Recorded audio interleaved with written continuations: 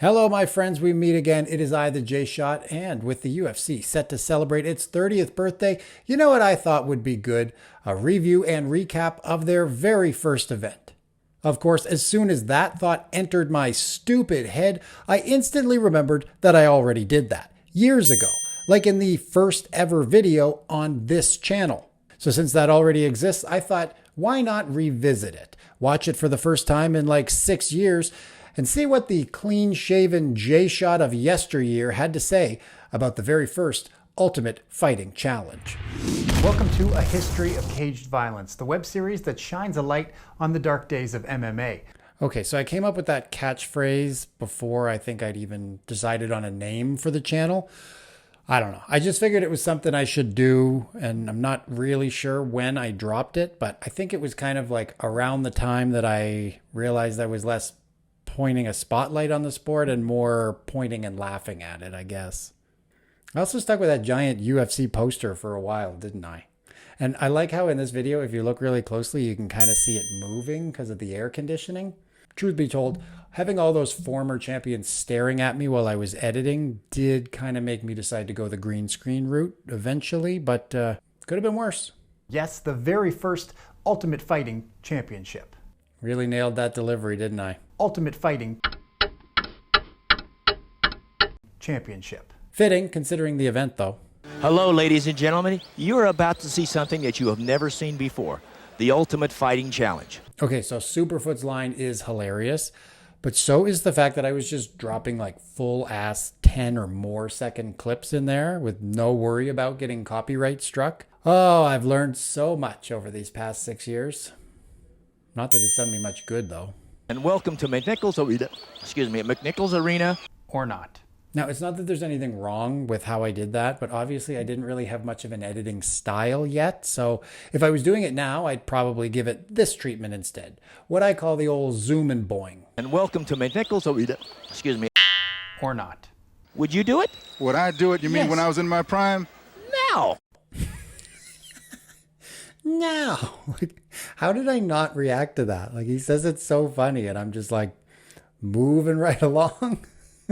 This ring is something else. Okay, this is probably my favorite line of any UFC event ever, especially because of him saying just mere seconds before that. Look no further than this ring. It's not a ring at all. I know for some of you it's, but for my money, This ring is something else. just can't be topped. And that's why it's one of the most commonly used gags on this channel, which was the plan all along, to have a few that you used over and over again until people got sick of them. Although, to be honest, the gag that gets the most play and seems to be a crowd favorite, it came completely out of left field. Against R. Jimerson, who was a boxing person. This is another one of the best lines ever uttered on a UFC broadcast. It sounds like something that an early version of ChatGPT would have spit out. Gerard is very strong with his legs, very strong kicker. Uses a lot of kickboxing techniques. Very strong. Oh man, Superfoot was so clueless. Ew! Get off of me! Ugh, as if! A vicious kick to the face causes the ref to step in. I've got to say, I've seen this kick hundreds of times now, and it's still hard to watch. And back then, I just straight up showed it in all its glory. These days, I don't know. I'd maybe slow it down or cut away, but hey, back then there were no rules. I kind of like how these walkouts are presented. While modern day UFC moved away from flashy entrances, replacing them with what I think is quite an anticlimactic first look at the fighters. Okay, my opinion hasn't wavered on this take. The slow stroll down the hallway is boring. The only people that defend it are those guys who for some reason are worried the sport's going to instantly turn into WWE if there's even a hint of showmanship. It's still going to be a legitimate sport, guys. Relax. Bam! I think when you start tries to get up, and bam again. He hits him and it goes bam, and then another bam, bam, wham, zam, bam, bam. This is high-level commentary, as always. What's going through your mind after you got hit early on? What am I doing out of retirement? Now, I know I reused this clip in my last video, so it's quickly becoming one of the most aired in the channel's history, but it's a pretty funny thing to say, so why shouldn't it be? Superfoot praises the big man's strategy of taking punishment before doling out his own, which perhaps inspired the Simpsons episode where Homer gets into boxing. Coincidentally, or is it, it aired almost exactly 3 years to the day after this. Go ahead, Google it. I still think that's a pretty strange coincidence, especially since The Simpsons usually predict the future. To the Gracie's delight, Arch Emerson opted not to have full use of his left hand and instead wore one boxing glove. I know what you're thinking. Why? Well, because he said the jab would keep Gracie at bay. I know what you're also thinking. Why not two gloves then?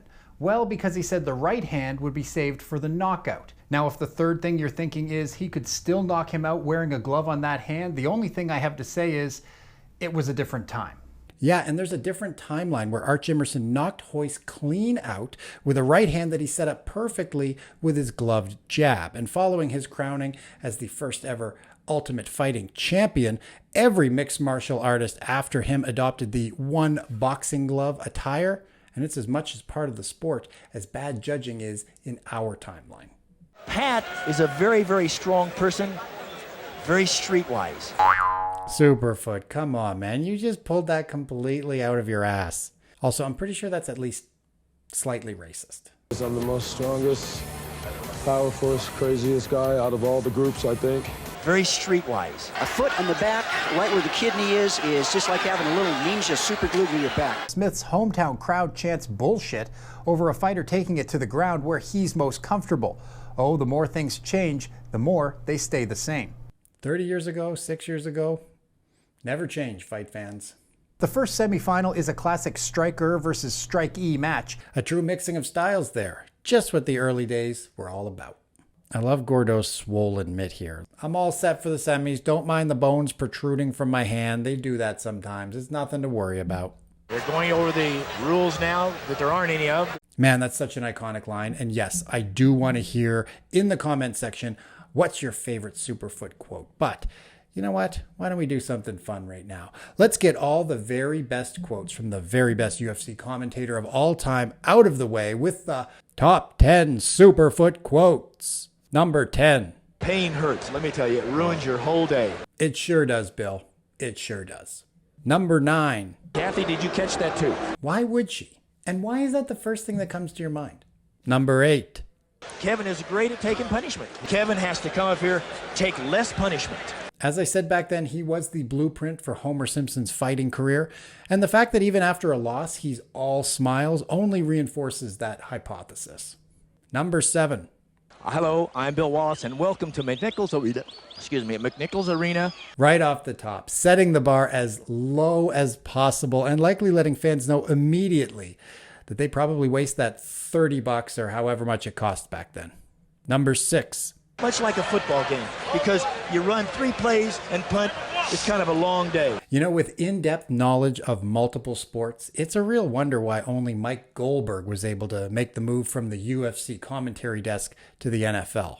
Number 5. Basically, a kickboxer that uses the boxing techniques along with the kicking techniques from Taekwondo from kicking.